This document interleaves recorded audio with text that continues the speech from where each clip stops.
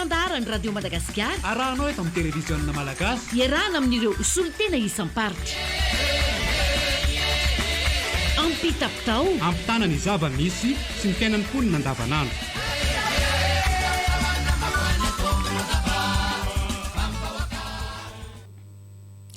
toy ny mahazatra kopakopa-tanana trano entiko iarabanantsika isa-tokantrano mpian'ny radio madagasikara sy mpijery ny fahitalavi-pirenena amin'izao alatsinainy fahelinany volana jolay taona 2024 izao indray Odila Lalora Kotomanga no eto amin'ny fanolorana miverina amin'ny fiboana tanteraka ny faritra Analamanga araky nefa nanarahantsika azy teto amin'ny televiziona malagasy sy ny radio madagasikara hatramin'ny omaly. Io marain'io dia tazana ireo mpitandro filaminana marobe manara-maso ireo fepetra rehetra amin'izany famehana ara-pahasalamana izany. Marobe ireo mototratra izay mbola mitaingindro ihany na efa nazavaina foana fa tsy azo atao izany. Marobe ireo mbola mivarotra entana tsy ilaina amin'ny fiainana andavanandro teny beorika teny io marain'io ary voatery niditra antsehatra ny mpitandro filaminana nandrava izany. Rehefa zavatra tsy ilaina amin'ny fiainana andavanandro na PPN dia tsy tokony hivarotra izany ireo olona manatanteraka izany. Ankasitrahana arak'izany ezaka ataon'ny mpitandro filaminana vao maraina dia efa maro ny fandravana nataon'ny mpitandro filaminana teny beorika teny hatramin'izao ora itenenana izao satria maro ireo mafilo mamelatra entana ihany tsy ilaina amin'ny fiainana andavanandro ary maro ireo fepetra tokony arahana amin'izao amehana ara-pahasalamana izao efa fantatsika avokoa fa ampatsahivina tsikelikely eto hatrany izany. Andeha indray aloha itety a Madagasikara isika ao anatin'ity fandaharana pitapitao ity ka ny fifondronan'ny vondrozo no tsy dia antsika voalohany tsy very laza Saida misy ny vaovao makasika ny fandriampahalemana any vondrozo any manahoana ny makasika an'izay apitapitao avy hatrany ary. Betsaka fa voaraitsy amin'ny distrikan Vondrozo ny ataina. Araban'ny vahoaka malagasy rehetra maneran'ny Madagasikara maheno sandarana amin'izao ora izao. Dahany 2020 no nanolotra ny tenany ho an'ny fiarahamonina ny alarobia lasa teo tao amin'ny komina Ambohimana distrikan Vondrozo. Izany fiesika izany no nisy dia vokatry miezaka nataon'ny ben'ny tanàna ao an-toerana Andriamatoa Razafy Mahetsatao Eringainy Floris ireo fokon'olona mba hitadiavana vahaolana amin'ny fampandiana fahalemana ny komina iadidiany izay ahitana fokotany 120. Nandritra nisy fotoana natanterahana izany moa dia nisy ny kabary nandraisan'ny lefitry ny lehibe distrika fitenenana Andriamatoa Ratovony Hery ary Flavin izay notsion'ny mpanolosain'ny governoran'ny faritra Sinasinanana ary ny lehiben'ny brigade de gendarmerie eto Vondrozo izay nampitondrana anatra sy afatrafatra ho an'ireo dahalo ny ovako ireo. Raha fehezina moa ny kabarin'ireo tena mpanjakana ireo dia misaky fiarahana maritra amin'ny ben'ny tanàna rehetra ato amin'ny distrikan Vondrozo haiadiana amin'ity fandriampahalemana fa fantatra fotsiny nataon'ny kominy Ambohimana. Misy ihany koa ny fanentanana fiarahana amin'ireo mpitandro filaminana isaky ny komina. Namarana anazy moa dia misy ny fombafomba nentina neo ny fanehoan-keloka nataon'ireto olon-drasy teo aloha ireto ka omby iray no maty tamin'izany. Ivelaza Said avy aty amin'ny distrikan Vondrozo ho any apitapitao ny radio sy televiziona malagasy. ampitapitao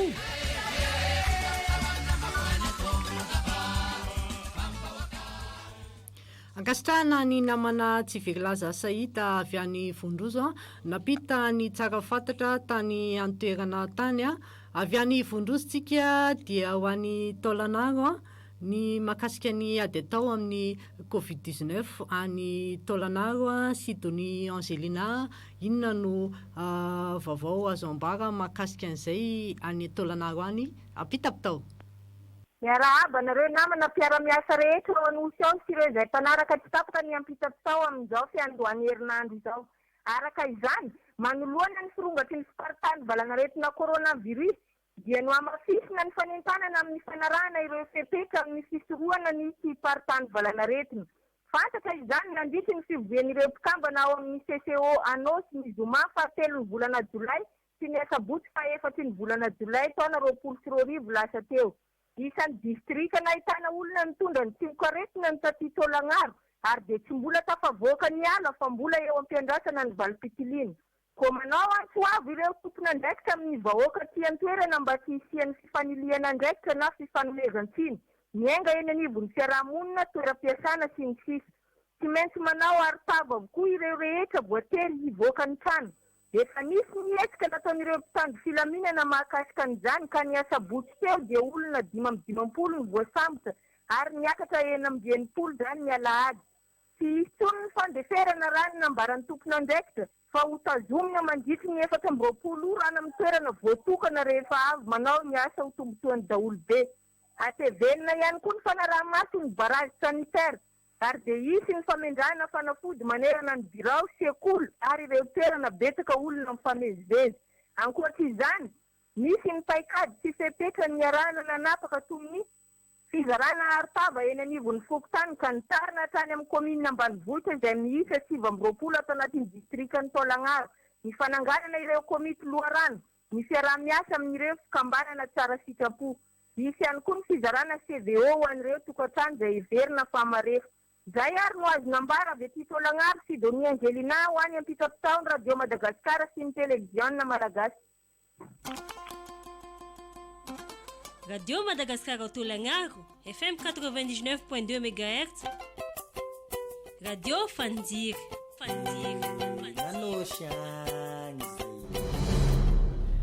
Dia mikasika an'izay ady atao amin'ny Covid-19 izay ihany dia ampatsahivina trano zany itsika ametaka trano ny arovava, anaja trano ihany koa ny elanelana ray metatra ary aza mivoaka ny trano raha tsy misy antony mazava tsara. Efa fantatra avokoa zany ireo olona hoe tokony hivoaka ny trano amin'ny asa mandraikitra sahaniny ka izay tsy tokony miasa zany dia tokony hijanona any an-trano avokoa ary efa mazava ihany koa efa fantatsika fa olona iray isaky ny tokantrano ihany no afaka mivoaka ny trano andeha tsena fa raha io maraina io aloha dia maro ihany ireo olona mandeha tongotra mivoaka ny trano ny fiarakodia aloha dia somary vitsivitsy ihany kanefa be da be ny olona ao anatin'izany fiarakodia izany ary dia tsy mitsitsitsitsy mihitsy mitandry filaminana tonga dia ajanony avy hatrany io fiarakodia izay maro ireo olona ao anatin'izany fiarakodia izany. Iazo any maro lampo indray isika inona ny akon'ny farany herinandro malaza any Sabena Osmanina apitapitao avy hatrany. Afaka indray ny délestage tournante ho an'ny mpanjifa ny Jiramano eto tapitanana ny komina ny Marlambo. Nanomboka noho ny fahavitany 1,200 izay simba tanatin'ny herinandro maromaro. Izany hoe vora maraina mijanona amin'ny 12 alina ny herinaratra ny Jiramano. Vokatry ny fahatongavan'ny teknisiana ary tany amin'ny renivohitry ny faritra Atsinanana izay nisedaolana izy roa lahy vao tonga teto Marlambo satria 10 andro teny an-dalana ka tanatin'ny fotaka sy ny oranandro izy ireo no nankalazany fa 80 taona nahazahoana ny fahalevantena noho ny farasian'ny lalana RNT 23 70 km Marlambo Mahanoro. Izay ny amin'iny fa tamin'ny asabotsy lasa teo dia nivory tao anisan'ny tokon'olona ny tangalamena sy ny vavanjaka ato anatin'ny komina ny Marlambo nanova ny anarany fikambanana Andiambo araha Tsarajoro ny teo aloha. Sady nifidy ny voalohany kalany filoha vaovao toarana Gaston aby ao amin'ny Fokotany Vohitomby voalohany. Amarana azy dia nilafy ny toetrandro efa manarana mangatsika tanteraka atydivitsika ny Marlambo no izy efa anatin'ny vanim-potoana ny ririnina mifandimby ihany koa ny raona sy ny masoandro amin'izao itenena izao. Erenema Marlambo Sabena Osman ho antandarina pitapitao mivantana amin'ny radio sy ny televiziona malagasy. Ampitapitao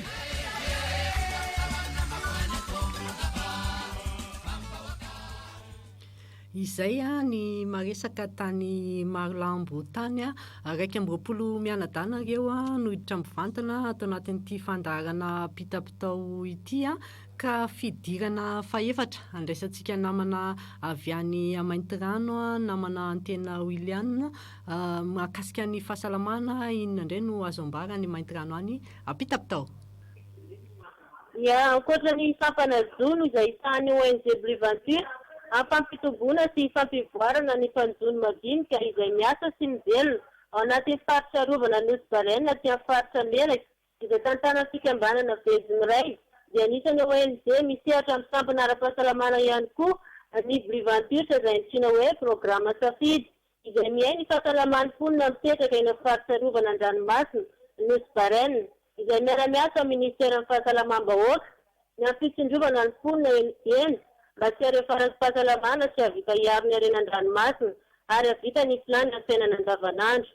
Noho izany tsy miambosoka ONG manoloana ny zava-misy ankehitriny amin'ny fianakiny aretina COVID-19 ka nanampy ny ministera fahasalamam-bahoaka amin'ny fanomezana fiofanana an'ireo mpanentana ara-pahasalamana sy ny sefokotany izay monina manamora ny Nosy Barena nandritra ny 2 andro, izay nijerena ireo tanga ara-pahasalamana sy ara-piarahamonina izay misy eny mba ahafahana manao faritra aingana sy fotony hamongorana ny mety zava-misy. Eo ihany koa mba ahafahana manamafy ny fanentanana sy ny fanaraha-masy ny valanaretina indrindra ny sy mba atafiditra izany aty an-toerana. Fa mbola eo amin'ny sehatra izay ihany dia niara-ny kaondoa ho fakan-kevitra mikasika ny fanatsarana ny paikady atao amin'ny ady ombonana amin'ny tahimparitaka ireo tompona ndraiky mpanjakana sy ny mpiara-miovinanto aminy izay voakasika amin'ny resaka fahasalamana sy fahadiovana teto Maintirano tamin'ny zoma teo. Raha ny fantatra masy ankehitriny dia mbola mahatratra 7 isan-jato ny vahoaka malagasy no mbola mangerana an-kalamanjana. Nefa raha ny tanjona napetraky ny fitondram-panjakana dia ho Madagasikara madio tsy ahitana tahimparitaka amin'ny taona 2024 ka mila ezaka lehibe ny fiovantoetsaina ny tsirairay vao tratra hitanjona io. Raha ato anatin'ny faritra Melaka manokana nefa dia nametraka tanjona manokana fanafaona izany fangerenan-kalamanjana izany amin'ny taona 2024 ka tao anatin'izao atrikasa fakakevitra zao dia samy tapa-kevitra ny rehetra fa hiara isanay hiara andraindraika amin'izao ady ombonana fivaritany tay izao satria dia samy azo tombotsoa ara-pahasalamana avokoa ny rehetra raha foana izany. Ny fikambanana mamelo izay eo ambany sery ministeran-drano sy fidiovana sy fahadiovana ny tompony antoka tamin'izao atrikasa fakakevitra izao. Service Robert Erlis Angelo, antena William Maintirano anaty tapitao radio sy ny televiziona malagasy. Radio Madagasikara ao Maintirano FM 7.0 tebokaro megahertz. Feony Melaky. Fa io maraina io ihany koa dia mbola misy ihany ireo olona izay miandry taxi be kanefa araka nefa nazavaina fa dia tsy miasa ny taxi be na ny fiara be mpitatitr'olona zany tsy miasa satria araka nefa fantatsika dia izy ireny no tena hoe anisany nanaparitaka ny tia otrikaretina coronavirus ity ary dia nandray andraikitra zany ny gouvernemanta fa tsy tokony hiasa mihitsy ny taxi be zany dia tafiditra tao anatin'ilay filan-kevitry ny ministra rehefa maro ny fanazavana nataon'ireo ministra maro hatry ny omaly tao anatin'ny gouvernemanta kanefa dia mbola misy olona ihany zany miandro bisy amin'ireny fiantsonana eny amin'ny taxi be reny kanefa tsy hisy bisy ho avo mihitsy eo araka ny efa nambara dia ny taxi na ny fiarakaretsaka ihany no afaka mitondra olona fa ny izy ireo ihany zany no afaka mitondra olona mivezivezy aloha fa ny taxi be dia tsy hisy mihitsy ka aza miandry taxi be tsy ho avy eo ianao fa dia tonga dia mandehana mody ary aza mivorivory be da be mantsy ny olona zany mandeha tongotra betsaka mihitsy io maraina io tsy fantatra hoe hoaiza fa dia tokony ho jeren'ny mpitandro filaminana ihany koa zany ireny olona be da be mandeha vezivezy ireny. Andao ho an'ny Betuky indray isika jaune fanomezatsoa inona indray no azo ambarany aminareo any mahakasika ny fahasalamana apita-pitao avy hatrany ary. Marina tokoa izay namana Odile Narao Rakotomanga aty amin'ny distrikany Bekily Androy amperinasa tanteraka ary mandeha soamantsara ny station météorologique aty amin'ny commune Besakoa aty anatin'ny distrikany Bekily Androy ary ny PAM sy ny BNJRC no angadina nanana sy vinahitana amin'ity station météorologique ity ka azahoana mamantatra ny lafin'ny toetrandro, ny fitsokan'ny rivotra, ny temperatura na ny maripana ary ny rotsakorana. Tsara ny manamarika fa dia natao indrindra pointina hamantarana ny lafin'ny toetrandro sy ny calendrier cultural na ny fotoam-pambolena sy ny toetrandro-pamotarana ity station météorologique ity ao anatin'ny système d'alerte précoce izao rehetra izao. Ary tsara ny manamarika fa ny haitany sy ny kere alohan'ny isan'ny matetipitranga ao anatin'ny loza voajanahary aty an-toerana ka dia nisa 3 alina sy 9 hetsy sy 1 tapitrisa anoisan'ny roapolo aty amin'ny faritra 3 dia ny faritra Tsimandrefana, ny faritra Anosy ary ny faritra Andohy iandradiana izay haitany sy ny kere izay ahitana distrika 8 commune misa 400 ka ny 250 isan-jaton'ny mponina no marefo ao anatin'ny haitany sy ny kere ka dia natao indrindra hanampy ny mponina ty an-toerana amin'ny alalan'ny famantarana ny toetrandro indrindra hiatrena ny tao-pambolena ity station météorologique ity. Raha ny toetrandro aty amin'ny distrikany Bekily Andohy dia somary mangatsiaka ao anatin'ny hasotry na ny ririnina ny anty an-toerana. Jona hafa ny zone tsoa Oazera Bekily Andohy ho any amin'ny tapony radio sy ny televisiona malagasy. Ampitapitao.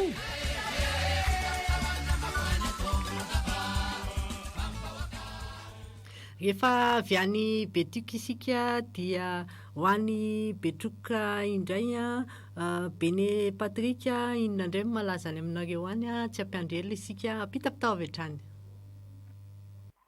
Saka betsaka namana Odila Lalaura Kotomanga nanomeny antenne vaty aminay Betroka faly miarahaba ny namana rehetrarehetra manerana ny nosy amin'izao fiandohany ny herinandro izao na dia miady mafy amin'ny aretina coronavirus ary isika rehetrarehetra amin'izao fotoana izao.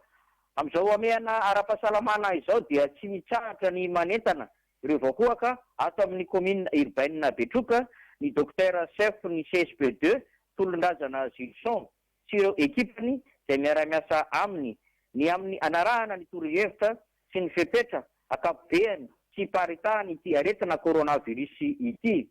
Ny fanaovana ny kasibosy na aiza alehanao, ny fanajana ny iray metatra sy ny fanasana ny tanana amin'ny savony tsy tapaka. Dia toy izany koa ny aretina tazomoka ary indrindra tsy mba hanaovan'ireo olona izay marary ny dokotera tena fa tokony hanatitra ny CSP2 avy hatrany fa tsy misy ny sarany ny fitsaboana izay atao ao. Ary nafampafantariny ihany koa fa misy ny fitiliana aretina tazomoka sy ny fanafody raha ny ato amin'ny CSP2 Betroka no resahana. Efa tonga ihany koa ny lay misy odimoka maharitra ho an'ny fokotany izay tena ahitana ny solitra aretina tazomoka no izarana azy ireo izay iarahana amin'ireo AC na ilay atao hoe agent communautaire. Izay no azo ambara ho an'ny RNM sy ny TVM Anosy Bene Patrika avy ety Betroka. Radio Madagasikara ao Betroka FM 99.2 MHz. Feonanjiry.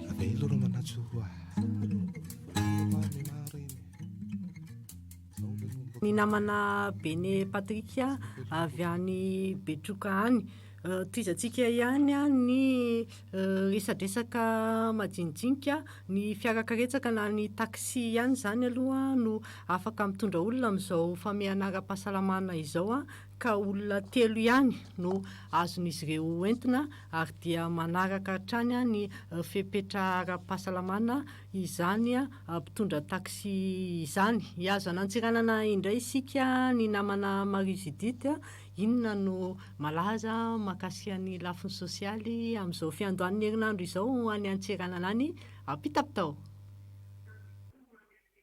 Arak'izay namana Odila Lalao totosany zoma lasa teo ny fandraisana ara-teknika momba ny Jardin Kaila izay toerana fialan-tsasatra sy fitsangatsanganana aty Antsiranana.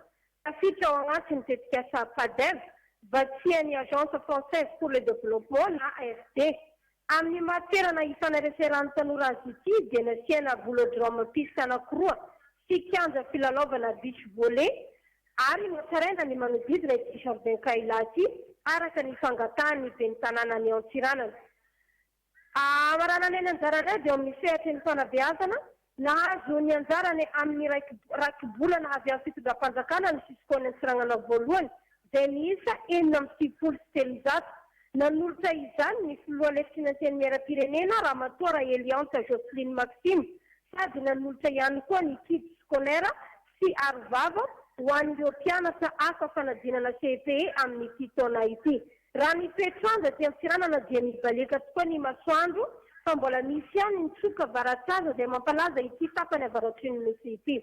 Izay no zapitaina avy aty Antsiranana marikidito ho an'ny ampita-potoana ny radio sy ny televiziona malagasy. Radio Madagascar. Ao Antsiranana. FM 99.2 MHz. Radio Varatsaza.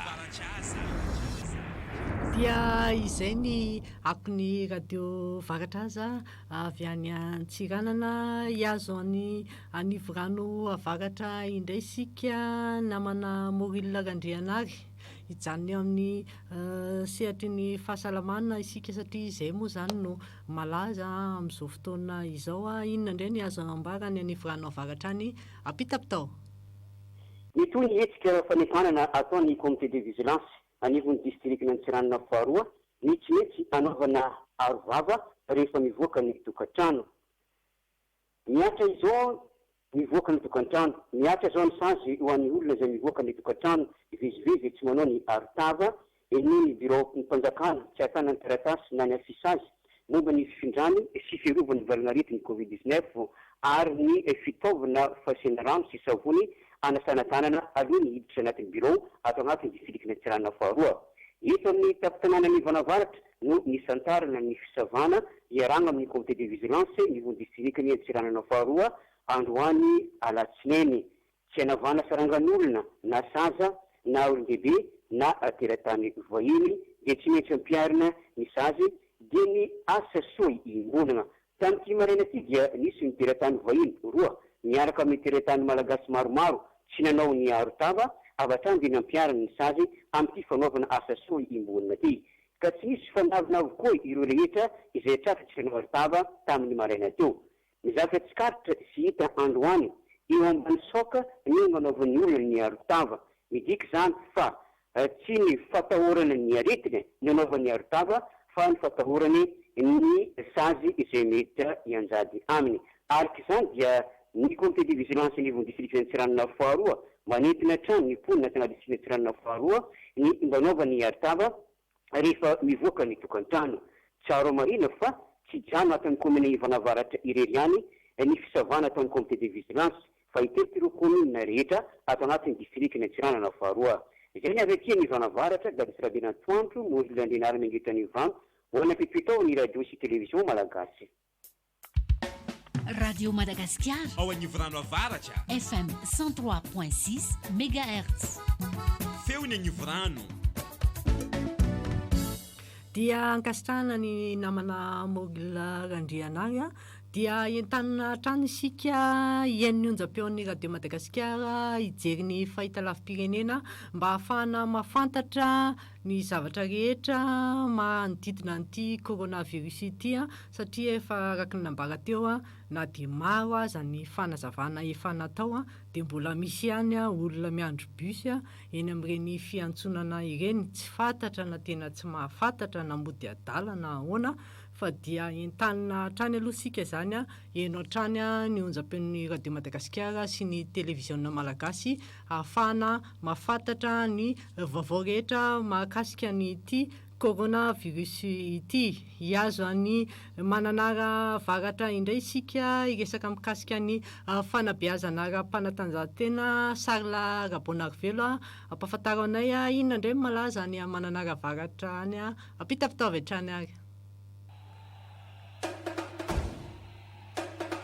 Dia izay ny famantarana fa dia mbola tsy tafiditra aloha zany ny namana Sarla Rabonarivelo asana efa vonona namana ny farafangana ao arin'ny farafangana dia efa miomana namana any miandro vazo any namana Tsiortiksa izany efa voninao Efa ao zany namana Sarla Rabonarivelo ny Mananaravatra any Ampitapitao. Naritra ny fotoana maromaro lasa izay hita fa efa lasa sola tanteraka ny kianja eto amin'ny stade municipal Angalaprange eto andrenivohitra i Mananaravatra. Narefapetra moa re tanora maromaro nanao antsoavo tamin'ny alalan'ny be ny radio-paritra misy. Niantso ny tanora zany ity Mananaramiray izay le nitovoarana hanarina ity kianja ity.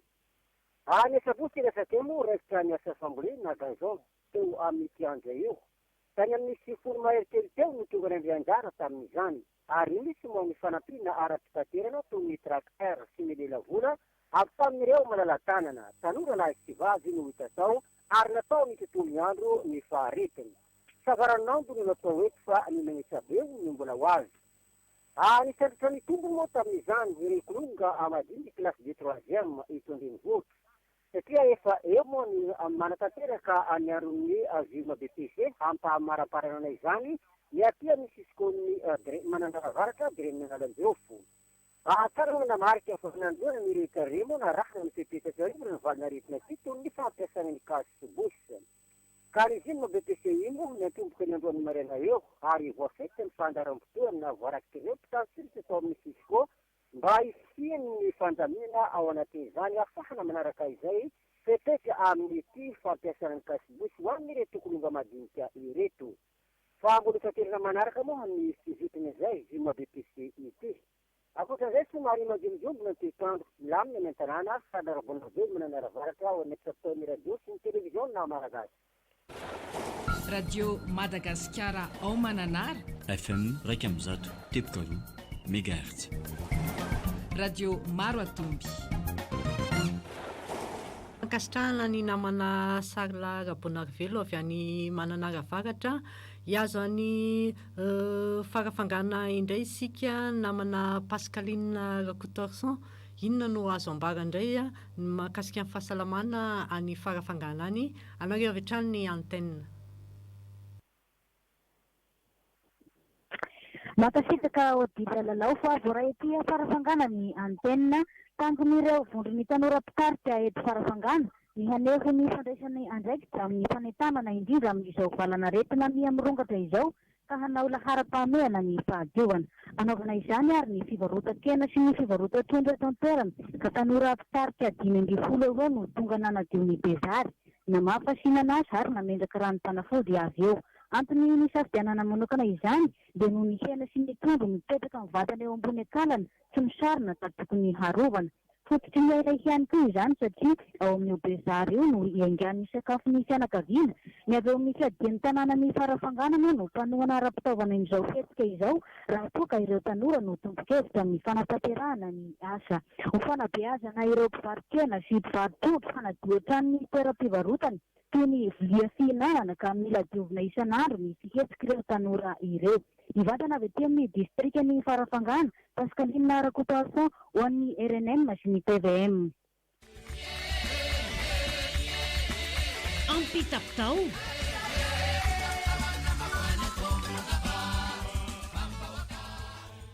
dia ankasitrahana koa ny ezaka ataon'ireo solitenan'ny radio Madagasikara sy ny televizionna malagasy any amin'ny faritra any satria dia samy mamitipitina dia tafiditra avokoa tamin'ny zoma lasa teo tsika dia 420 be zao tafiditra tato anatin'ity fandarana Ampitapitao ity raha tokony hoe eo amin'ny 7-7 no tafiditra ao anatin'ny adiny iray ary izao zany tsika dia miditra eo amin'ny fidirana 120 andraisana ny namana any Miandrovazo miomana any Marovoay orinan'izay ijanona eo amin'izay sehatry ny fahasalamana izay ihany sika raha Arivelo Jean-Louis Miandrovazo Ampitapitao. Mana tokoa izany fa mitoy ny ezaka amin'ny fanamafisana tsy hipartany valana retina COVID-19 aty amin'ny distrikany Miandrovazo. Misy ny ezaka nataon'ireo nivon'ny CCO district tareny leben'ny district raha be manantena Arsèle Fague izany niditra vatana teto amin'ny radio Ferme Betsiriry. No mafisina araka izany ny fametrahana na fampiasana ireo kasibosy ho an'ny olona rehetra. Entitra ny sazy ho an'izay rehetra tratra tsy mapetraka kasibosy ka miriorio eny Andarambe eny. Araka izany dia ny ezaka ataon'ny mpitandro filaminana ihany koa dia hanara-maso izay fampiasana ny kasibosy izay ihany koa. Fanandritran'ny fandalovan'ny ministry ny tontolo iainana sy ny lovalovain-jafaty amin'ny distrikany Miandrivazy dia nanolotra kasibosy iray boatra Ramatoa Baomiavitse Voniala Raharinirina nandritra ny fandalova teto amin'ny toerana. Makasitraka ny ezaka ataon'ny fitondrana amin'izao iarovana ny valanaretina zao izy ka nitondra ny anjarany ho an'ny CCO ny Miandrivazy izy. Zay ny vaovao miainga avy eto Miandrivazy raha Arvely Jean-Louis sy ho an'ny ekipa rehetra ho an'ny ampita-pitao ny televiziona sy ny radio Madagasikara. Radio Madagasikara en Miandrivazo FM 7.0 tepokaro megahertz. Feony Betsiriry.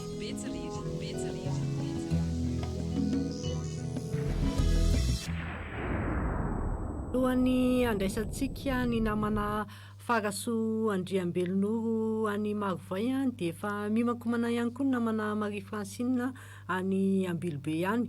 Ijanony eo amin'ny fahasalamana izay ihany aloha sika Faraso Andriambelonoro inona ny azo ambara any Marovay ihany alahevatra ny antenne. Tsy azo ekena ny tandrevaka mety hiteraka ny fiparitahan'ny Covid-19 manoloana ny alehana ara-pahasalamana izao. Amafisina ny fanajana ny toromarika amin'izao fotoana izao andraisana fepetra izany ho an'ireo izay tsy mampiatra izany. Io atrany no niompana ny lohadinika na ny fivoriana izay niarahana tamin'ny CCO tarihin'ny lehibe distrika Andrianiana fanomezana ny zoma lasa teo teny amin'ny efitrano malalaky ny commune eto Marovoay ambonivohitra. Tamin'ity maraina ity ho an'ny distrika Marovoay tazana mandray ny andraikiny amin'izany ireo tompona andraikitra teo anivo ny fitandrona ny filaminana manohy ny fanaramaso ny asa avy hatrany ny sazy ho an'ireo tsy mampiasa aritava sy fitangoronana tsy mampiasa ny elanelana ray metatra tsy mijanona eto Marovoay ambonivohitra ihany izao fandraisana andraikitra izao. Famanerana amin'ny komina ny livre ny CCO communal satria dia adiombonana ekipa-kady isorana Covid-19 ity. Akoatr'izay ny fanamafisana ihany koa ny barrage sanitaire natao indrindra amerana fivezivezerim-pona hiditra sy voaka eto amin'ity revotsy ny district ity. Lafin'ity fandriam-pahalemana nahitana trangana vonolon'olona ny tao amin'ny secteur Ambedabeda fokotany Matsiny communal Marovoay banlieue. Arak'izany raha ahitana kaviana iray vala amin'ny 70 taona teny-tendrasana vazy teny Atambary no lasibatra izany trapahafatesina no diakapoka tamin'ny lohany nazo azy sy ny tsatrokantsy tamin'ny tendany ihany ny zoma ifo ny sabotsy teo taoriny fizaha fahasalamana nataony tsabo teny an-toerana sy ny mpitandro filaminana teo anivony gendarmerie firenena. Amranana izany famorotana fijonjana vary atriaritra amin'izao fotoana izao ireo taon-tsava ny fotoany fararana amin'ny ankapobeny tsy nahafapo ny vokatra nahita mpianana raha tamin'ity taona ity ateriky ny tsy fampian'ny rano manoloana ny fampiteny foto-drafitra salakan-drano sy ny fitsokiny ranobe farany teo ny volana septambra izao kosa no fahavokarany voly vary jedy. Izay no avy aty ny distrika Marovoay Aranay Marovoay raha Erinay Franklin sy ny ekipany Aranay Marehetra mampita vatana Faraso Andriambelonoro ho an'ny ampita-pitao radio Madagasikara sy ny televiziona malagasy.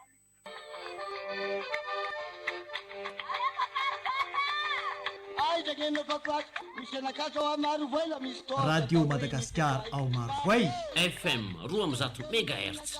Radio feon'ny Betsiboka.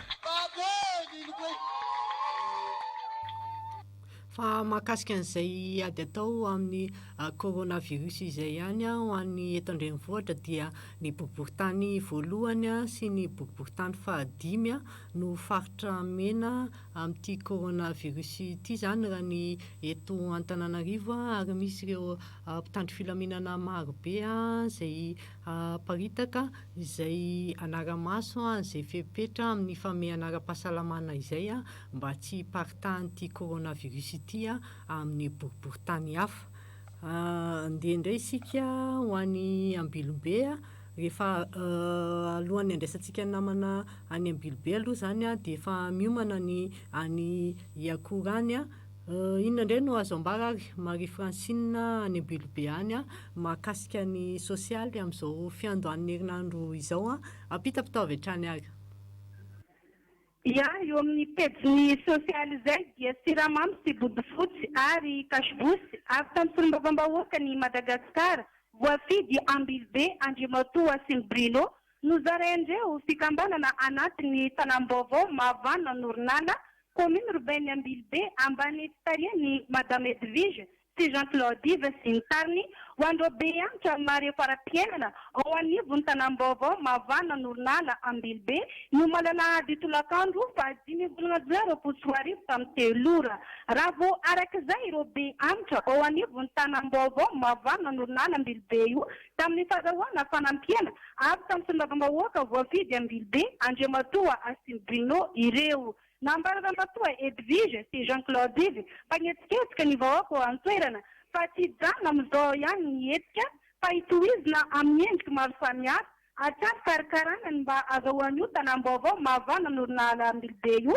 ho fokotany maleo tena izeny amin'iny fa mbola mifandraika amin'ny sosialy izay hatrany dia misy esilay ny tosika ara-sosialy ataon'ny société Ozo Farming Algiamba avy any Ankarana koa ny Antsarabe ny Ambilibe amin'ny fagnampiana fiarabenina eo anivon'ny fiarahamonina ato anivon'ny distrika ny Ambilibe ny farinerinandro lasa teo dia loko na peinture milanja 200 kilograma indray miaraka amin'ny kojakoja fandokoana trano isan-karazany no natotro ny société Ozo Farming Algiamba avy any Ankarana Ambilibe io ho an'lehibe ny distrika ny Ambilibe Andriamatoa Ramasolo Ndatero izay entina andokoana ny bureau ny distrika sy ny résidence mba amin'ireo trano mpanjakana manodidina izany dia tafiditra anatin'ny etika fikojakojana ireo fananana iombonana izay no azo ambara aty anivon'ny distrika ny Ambilibe Etienne Soarzit Marie Francine miaraka amin'ny ekipa ny RNM TVM Ambilibe rehetra ho anampitapitao ny radio sy télévision na malagasy.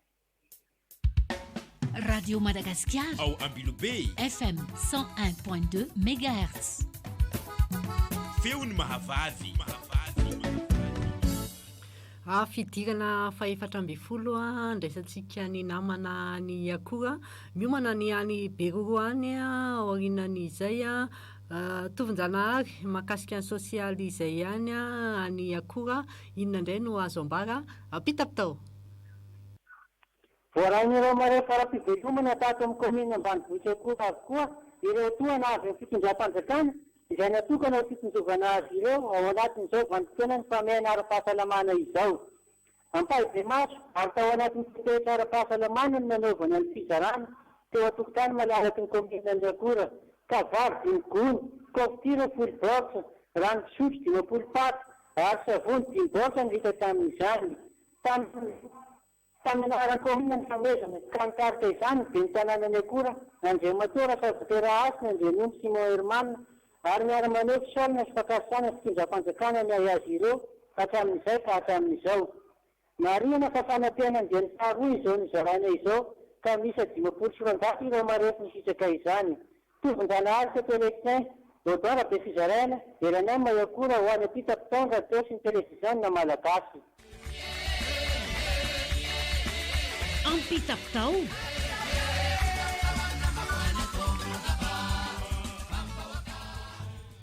dia ankasitrahana ny fampitambavao nataony namana avy any Ankoa hiazo any Berorotsika avy eo dia hipaka ny andapany Beroro araka ny fahafantatsika mahakasika ny fandriampahalemana faritra mena izany Beroro zany eo amin'ny lafiny fandriampahalemana Jean-François namana Jean-François Régis inona indray no azo ambara any Beroro any mahakasika an'ity fandriampahalemana ity satria dia efa maro ireo ezaka nataon'ny mpitandro filaminana mba hoentina mpandry fahalemana any amin'izany faritra Beroro zany anareo avy hatrany ny antenne.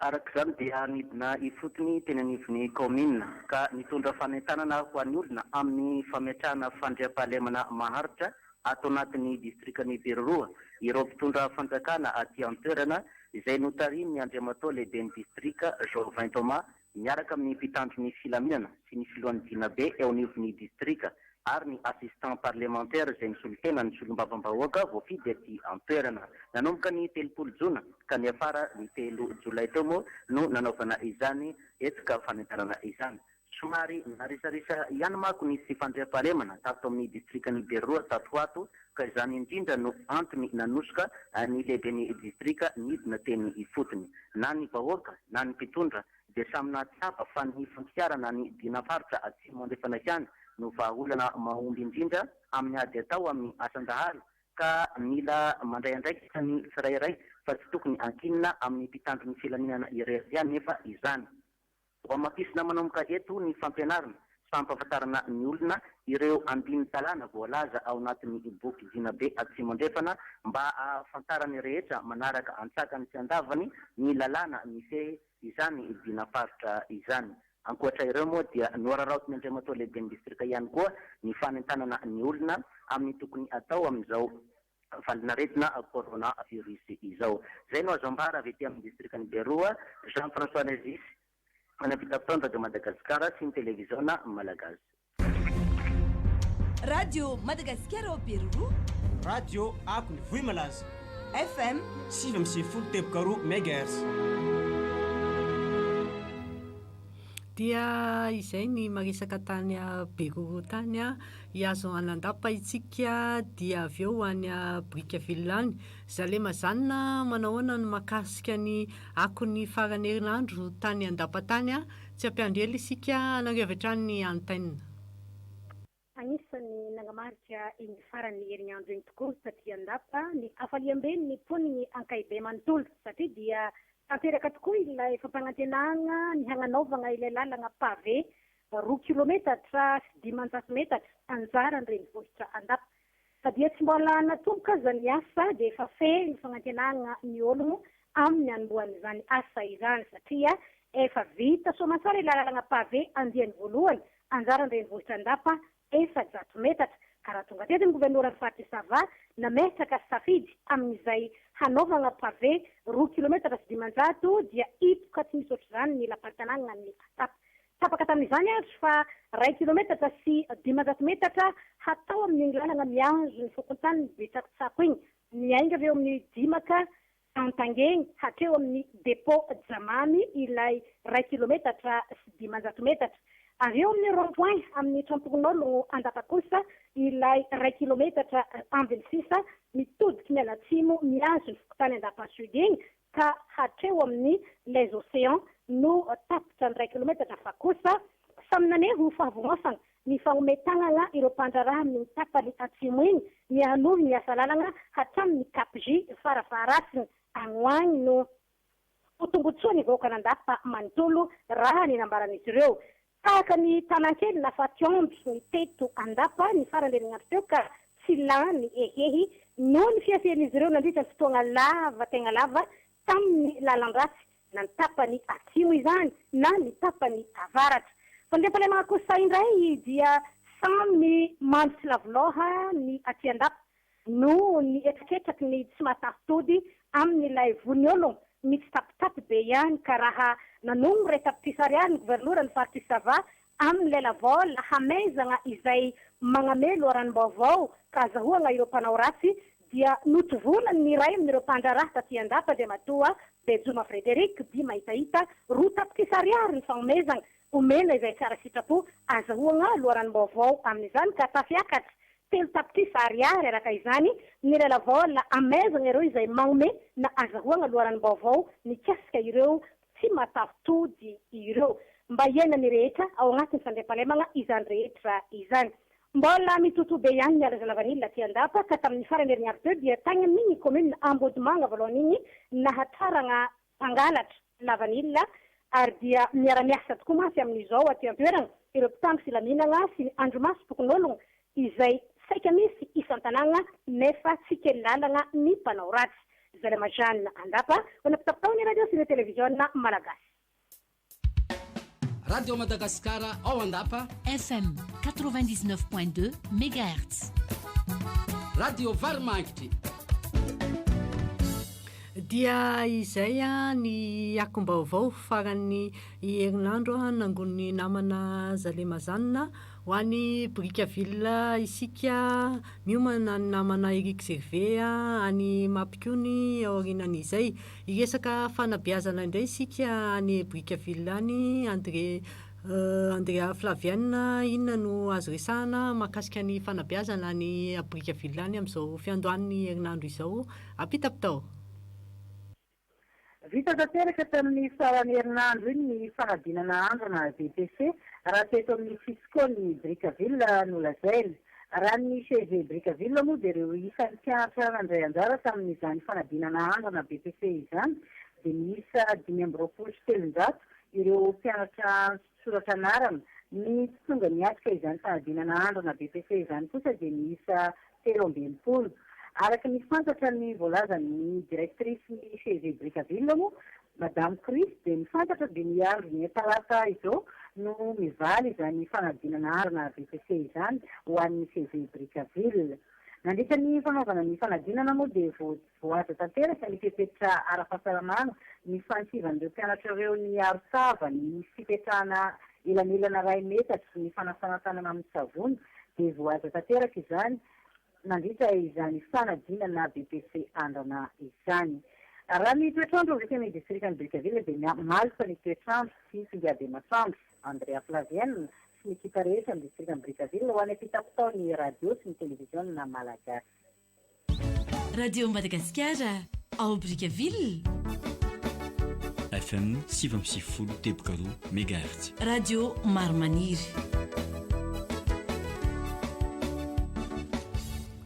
Raha ny mikasika an'izay fanadinana andrana izay dia tamin'ny volana jiona dia efa marobe ireo Cisco navita izany teto Madagasikara fa izao zany vao manatanteraka ny azy ny Cisco any Brickaville mikasika ireo fanadinana eto Madagasikara momba ny datim-panadinana moa zany araky ny nambara ombenombeny dia mbola oarahana amin'ny fotoana mamety azy izany fantatra mendalana iny zany amin'ny fotoana mamety izany anatanterahana ny fanadinana eto Madagasikara izany ary dia mbola ho ambaran'ireo tompon'andraikitra amin'ny fotoana mamety azy ny fahafantarantsika ny izany datim-panadinana eto Madagasikara izany fidirana 20 andraisantsika ny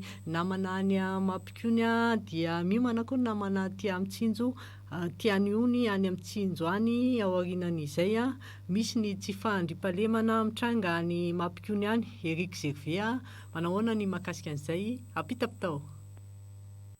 Ekena Odile Lalao voaray tokoa ny antenne avy aty amin'ny distriktan'ny Mampikony ny pejy ny tsy fandriampahalemana no terina amintsika amin'ity androany voalohany herinandro ity. Ny trangano fanafian Jolay ny tampiadina ny herinandro lasa teo atao amin'ny commune ambanivohitra ny Betara Mahamay ato amin'ny distriktan'ny Mampikony. Tranombarotra épicerie iray no nivantana ny ireto Jolay ireto ka vola mitetina 2 tapisa ariary mahery kely sy etam-barotra maro samihafa no lasebatra izy ireo tamin'izany fanafiana izany. Fa ilay tompotrano tompon'ilay épicerie kosa raha voanare ny fiavian'izy ireo teo an-tanàna dia nilefa avy hatrany ka any zazakely sisa no tratry ny reto Jolay reto tao anatin'ilay trano sady tranombarotra. Tokony tamin'ny 7 alina teo eo nitsangana izany fanafiana izany. Ny commune ruralan'ny Betara Mamay moa dia lasibatra matetitetika ny fanafian Jolay tatoato izay. Ahitana trangana alatomby matetika ihany koa. Ny eo anafian'izany rehetra izany dia mitondra ny antsoavony ny vahoaka tantsaha Piompe sy tantsaha madinika any amin'ny faritra commune Betara Mahamay ity. Tsaromarihana fa anisan'ny commune mpifanila vodirindrina amin'ny distriktan'ny Port Berger ity commune ny Betara Mahamay ity. Miantso ny fanamafisana ny fandraisana andraikitra avy amin'ny mpitandro filaminana araka izany ireo vahoaka any amin'ny faritra iny. Amarana koa avy aty amin'ny distriktan'ny Mampikony Odile Lalao dia makasika ny pejiny ady amin'ny valanaretina coronavirus manoloana ny ady mbola atao amin'ny tsy hiparitahan'ny coronavirus eto Madagasikara izao moa dia mivory matetika ireo comité de vigilance eto atoerana ary mitondra hatrany ny fanentanana isanandro amin'ny aino mandery fanjakana ny mba hitondra ny tsiraikaraika kasibosy rehefa mivoaka ny tokantrano mba hialana amin'ny mety ho hiparitahany zany valanaretina coronavirus zany aty amin'ny distriktany Mampikony. Ny fanadrazana koa dia mbola mandeha tany ny fandehanan'ireo mpianatra an-tsekoly ho an'ireo mpianatra hanala fanadina mpanjakana ho an'ity taona 2020 ity, saingy manaraka ny fepetra rehetra takina momba amin'ny ady atao amin'ny coronavirus izao. Erika Daibes, Selsa Florina ary ekipa ny RNM TV amin'ny distriktany Mampikony ho an'ny fanarana pitapitaony radio sy ny televiziona malagasy. Radio Madagascar au Mampikony FM 101.2 MHz RFM radio feony Mampikony.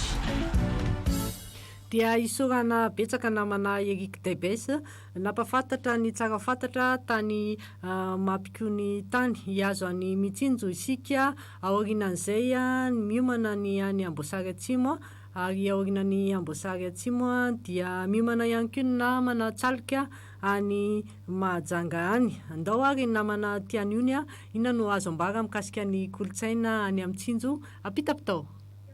Makasitraka namana Odila Lalona mianay ny antenne miaraba ny mpianatra de Madagasikara sy ny mpijery fahitalavitra televiziona malagasy miaraba ny mpiara-miasa rehetra ao Anosy ao.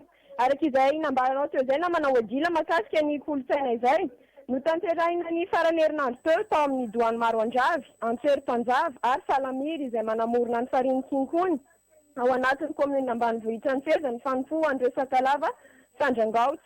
Nisy ny joro izay natao tamin'ity fanompoa ity sy tamin'ny fariny Kinkony ka anisan'izany ny fanadiovana tamin'ny alalan'ny fandatsahan-drano Ombola Mazavaloha satria heverina fa noho ny fidiran'ireo mpiavo maro aty amin'ny faritra izay tsy manaja ireo fady ka mandoto ny asiny Doany izay isan'ny mahatonga tsy fahazoam-bokatra maro amin'ny fariny Kinkony amin'izao fotoana izao izay sobotry ny filao aty an-toerana. Etsekilany dia zava-dehibe amin'ny maha-malagasy ny fomban-drazana tahaka izao sy ny fahafantarana izany ka tsy tokony ho tsonitsoniavina noho ny fanatotoloana sy ny fivoaran'ny teknôlôjia isan-karazany ary tokony ho fantatry ny taranaka ihany koa. Kolotsaina malagasy no navohitra teto na tamin'ny fomba fitafy izany na tamin'ny fomba mampanao. Tonga nanosina sy nanlevonaitra izao fanompo izao moa ny delegasiona serasera sy ny kolotsaina aty amin'ny distriktany Mitsinjo sy ireo tompona andraikitra samihafa amin'ireo sapan-draharaha. Satria dia mbola ao anatiny amehana ara-pahasalamana tanteraka amin'izao fotoana izao sy ho fanajana ny fepetra rehetra napetraka ny fitondram-panjakana dia nofena sy ohatra ny 50 ireo olona nanotriny. Farany mitohy ny andavanandro ny mponina toy izany ihany koa ireo mpianatra amin'ny kilasy analam-fanadinana izay mamonjy ny toeram-pianarana ary ireo mpiasa isan-tsokajiny. Eo ihany koa ny sakana ara-pahasalamana manao fitiliana sy manao fizahan-pahasalamana ireo mpivezivezy amin'ny lalam-pirenena faha 20. Makasika ny toetrandro, maina tanteraka ny andro amin'izao fotoana izao ary mafana aok'izany ihany koa. Tianyony aty amin'ny distriktany Mitsinjo any napitapitaony radio sy ny televiziona malagasy. Ampitapitao.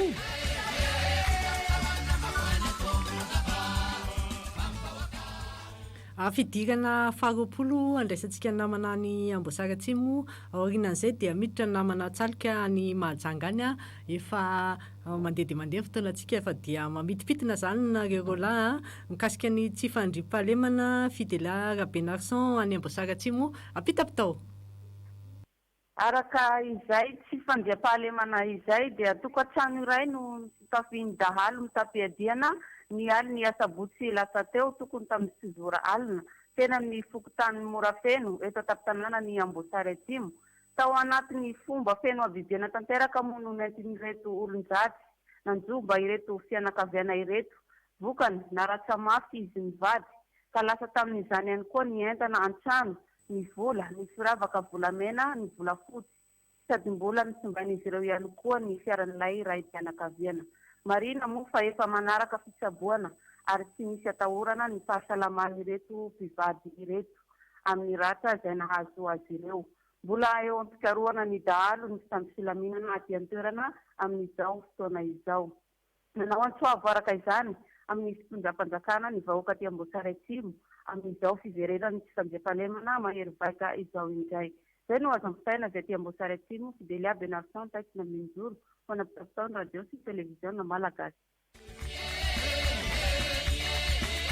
Ampitapitao.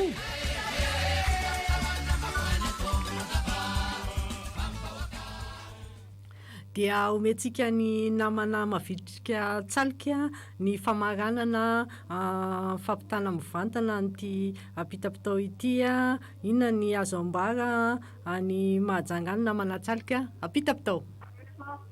Ny azo ambara namako Odile Lalao sy ny mpiara-miasa rehetra ny radio Madagasikara sy televizion. Assalamu alaikum zany hoe raha dika tsotsotra zay assalamu alaikum zay ny fandriam-pahalemana sy ny fahasoavana ary fahasalamana avy amin'Andriamanitra ho antsika tsirairay. Ny malaza moa dia resaka kolotsaina koezy dikan'izay koezy zay dia mitomboa hasy na mitomboa voninahitra. Zay zany fiarabana atao ho an'ny ampanjaka na olon-dehibe ihany koa. Mizotra ampilaminana tanteraka ny fanompoa be Andry Dadilahy Efadahy Manakasina aty amin'ny Doany Miarinarivo Tsararano ambony eto Mahajanga. Ny mpanompo izay tonga mamita ny sy manatanteraka ny agidy sy andraikitra amin'ny fomban-drazana Sakalava dia manaja sy manaraka ny fepetra ara-pahasalamana rehetra avokoa. Misy mpitandro filaminana manaramaso sy miambina eo ampidirana sy ato anatiny amin'ny manaja amin'ny manao artava na matsika manaja ny elalelana iray metatra izy ireo eny ampidirana andian'olona 50 isa no ampidirana parvaky. Misy fanasantanana amin'ny rano sy savony toraka zany koa no atao amin'ireo fitobia na fa indrindra moa ny miditra ao amin'ny Valamena sy Zomba Masina Ndry Dadilahy Efadahy Manakasina dia zel alcoolique no ampiasaina izay mahavita ny anjarany moa amin'ny fangataham-pitahina sy vavaka na nanao vava izay natao dia mivoaka koa mba hidirany olona hafa. Io no fandaminana sy fisorohana ny fianaky ny coronavirus ato amin'ny Doany Miarinarivo. Tamin'ny omaly alahady 5 Jolay no nisy fanatanterahana fanatitra maro samihafa sy ny omby ary ny hafa maro avy amin'ny mpanompo sy ny mpandala ary pakatao ny fomban-drazana Sakalava. Raha tamin'ny alatsinainy 20 Jona 2022 teo no fanokafam-baravarana ho an'ny fanompoa 2022 eto amin'ny Doany Miarinarivo. Ny fandaharam-potoana amin'izao fotoana zao androany alatsinainy 9 Jolay 2022 dia ny anatanterahana ny fitampoa Andry Dadilahy Efadahy Manakasina. Inona moa no atao hoe fitampoa? Zany hoe ampandrona zany fa zay moa no filazana azy amin'ny Sakalava.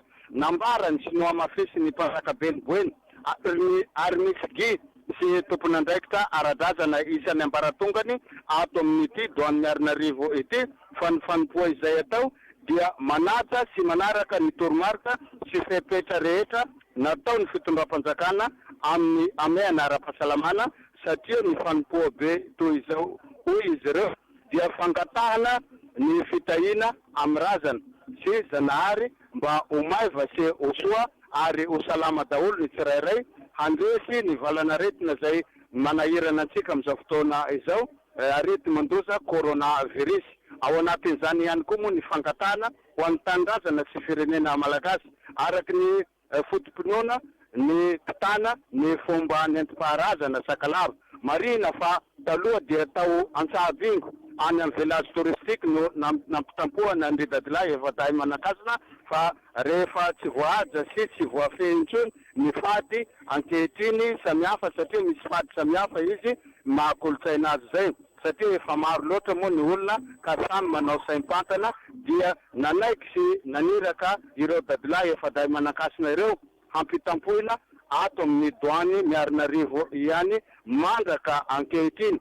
Saivina fa namana Zokibe namana Jaojaobe Ezebe no iraka avy amin'ny fiadidina Republika manotona ny fomban-drazana Sakalava sy fomban-drazana Malagasy aty Mahajanga eto amin'ny Doany Miarinarivo ny Doany Tsararano ambony. Saïd Eliaka sy Lio Faidiny miaraka amin'ny Aja Delphin sy Tsaliky ho nampitapitao ny radio Madagasikara sy televizion Malagasy.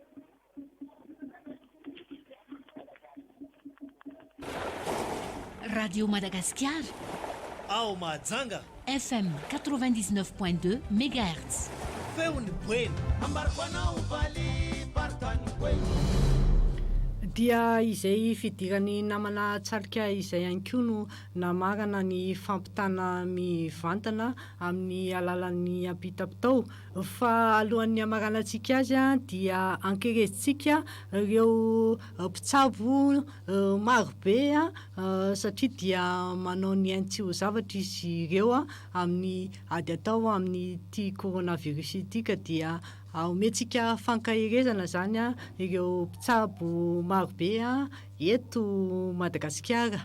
Isaorantsika ny namana rehetra na totosany ty fandarana pitapitao androany ity toy izany ny namana amin'ny televiziona malagasy ahitana namana isany Julie Flavienne, Aina Rabary, Tevertina Razafindrakoto, Saya Ranoasy ary teo ihany koa namana James Bond teo amin'ny Radio Madagasikara, teo namana Turtix ary Julien Rasson. Ireo mpiandry raharaha eto amin'ny Radio Madagasikara ahitana namana Volana Andriambovonjy, Tsitoaina Ramarola, Antsara Toverson, Aina Nomenjanahary, eo ihany koa namana Niony Ramana Misata sy Zanine. Odila Lalaura Kotomanga mametraka mandrapitafa ho amin'ny manaraka indray.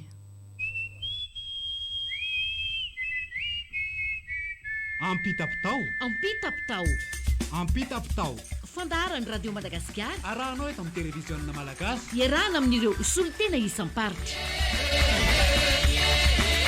Ampitapitao ampitana ny zava-misy sy ny fiainan'ny mponina andavanandro.